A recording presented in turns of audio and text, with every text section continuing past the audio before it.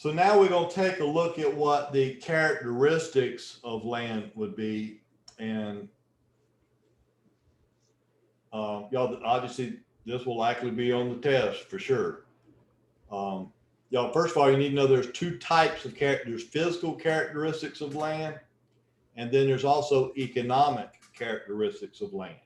And we're going to talk about both of those. But first of all, we're going to start with what are the physical characteristics of land. And we really already kind of talked about this at the very beginning tonight. But we know land is immovable. We know it's indestructible.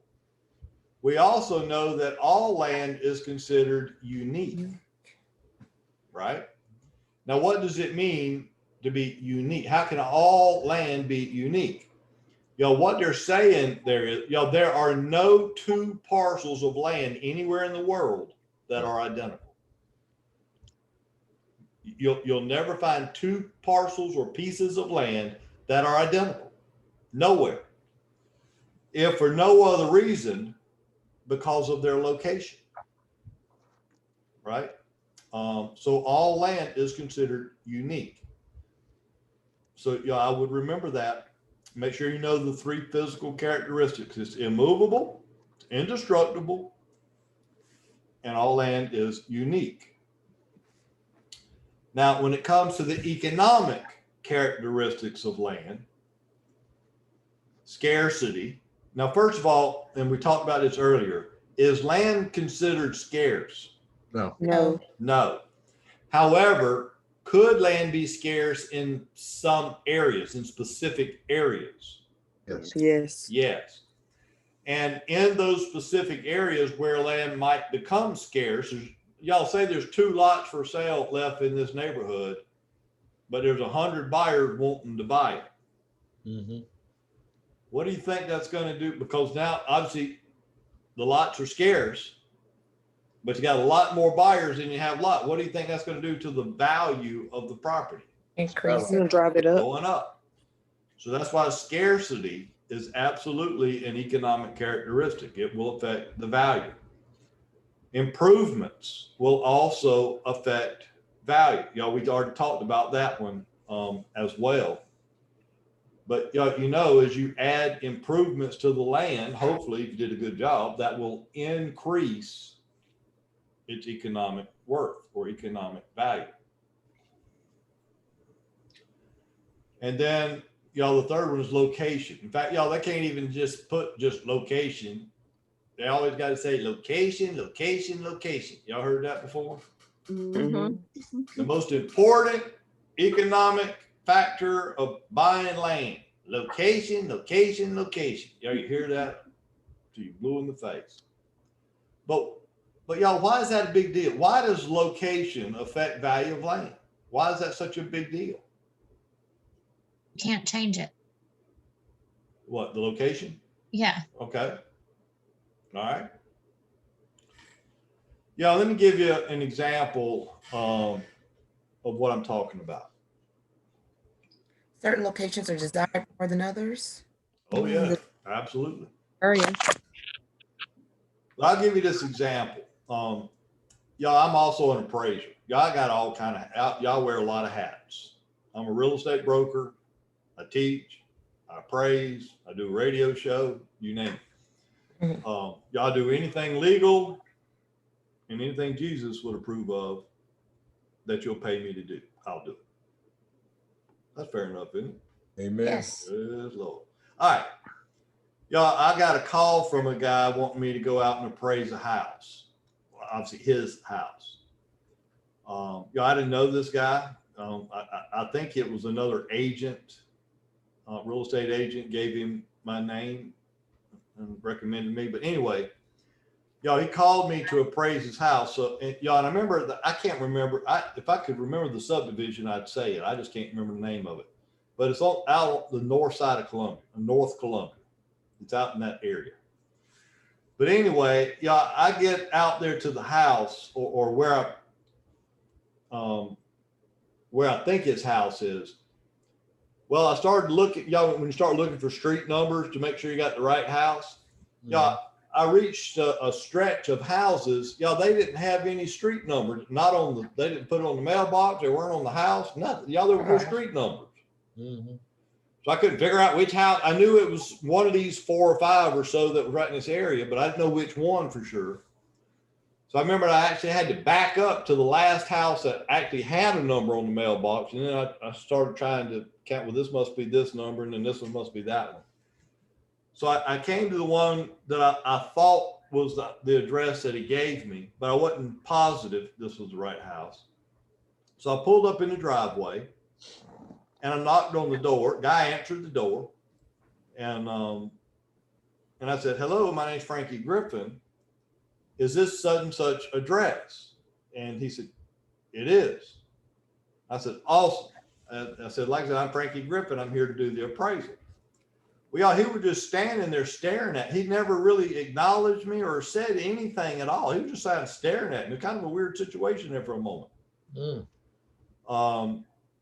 He said, "You're here to do what?" I said, "Well, I was called by the owner to appraise the house." I said, "Are you the owner?" Obviously, he wasn't the owner. No, he said, "Yeah, I am the owner." And I said, "Well, are you not the one who called me?" He said, "Wait just a second." Y'all, so he backed up. Now, he left the door open, but he backed up into his house like 4 or 5 steps, pulled out his cell phone, started calling somebody. To this day, I still don't know who he called. But I could hear him talking on the phone. But whoever it was, he said, "The appraiser's here. And are you sure this is the right appraiser?" This is what he was asking whoever it was on the phone. And I guess whoever it was said, "Well, what's his name?" And so he asked me, he said, "What did you say your name was again?" I said, "Frankie Griffin." So he told them, and apparently they said, "Yep, that's him." So he hung up the phone. He said, "All right, we're good. Come on in. Come. Y'all, now he's kind of rushing me into the house. Like, hurry up." And once we got inside the house, y'all, he started to apologize. He said, "I apologize for seeming or acting this way." He said, "But I just got to be honest with you." Y'all, and this is what he told me. He goes, "You never, ever see a white man in this neighborhood." Oh God. And it was, he said, "I was a little bit shocked when I opened the door. Saw you standing there." And I said, "Well, sorry." He said, "But look, so-and-so said that you were good and I need my house appraised. So you go ahead and do whatever you need to do." I said, "Okay, well, first thing I need to go outside." Y'all, there's a lot of stuff I got from the outside first, and then I go inside. And and when I told him, he said, "Well, wait a minute. What do you mean do you have to go outside?" You got to measure it. I said, "Well, is there a problem with me going outside?" He said, "Well, I don't know." He goes, "Like I said, if some of my neighbors see you walking around my house, I can't guarantee what they might say or do." Oh God. And I said, "You know what? Maybe I ain't the one that should be doing this. I don't need to do this appraisal. You can get somebody else. How about we do that?" And I just get out of him. Y'all, he had me kind of scared. I ain't gonna lie. No, and I'm gonna make a point, I promise. But he said, "Well, now let's go. I need to get this thing done. I'll walk with you." He said, "But whatever it is you got to do, just do it quick." I said, "Good." Yeah, I'm saying I was not comfortable. I was very uneasy doing this. I ain't gonna lie. But I did what I need to do very quick, and we got back inside. And then once we got back inside, then he kind of said, "All right, you go do what you got to do, and I'll leave you alone." And you went and did whatever. Well, when I got finished, y'all was getting ready to leave, and I told him, "All right, well, I got the information I need. Now I got to go back to the office. I got to do some work, some analysis and stuff, and maybe the next day or two I'll have it ready and I'll get back to you." Well, as I was getting ready to walk out the door, I remember the owner, saying this to me. He said, "Now, Mr. Griffin, when you get through doing this appraisal, if you don't come up with somewhere between 1.3 and 1.5 million, You need to go back and sharpen that pencil some more. Oh, it ain't Oh gonna my happen. goodness. It ain't gonna happen. And yeah, I knew before I said, and I told him, I said, well, I can tell you right now, before I even pull out a pencil, it ain't gonna appraise for that. I can tell you that right now. No, less than a But hundred. y'all, but look, here's the problem this homeowner had, and this is where the point is coming that I'm getting ready to make. Y'all, there's no doubt in my mind, if he built that house today, it would cost him every penny of $1.5 million to build it. Y'all, that's how nice the house was. There's no question it would have cost $1.5 million to build that house. The problem is, and what I tried to explain to him, you're not going to sell it for that, nowhere near that. Because of his location. Because of Yeah, the location. This is North Columbia.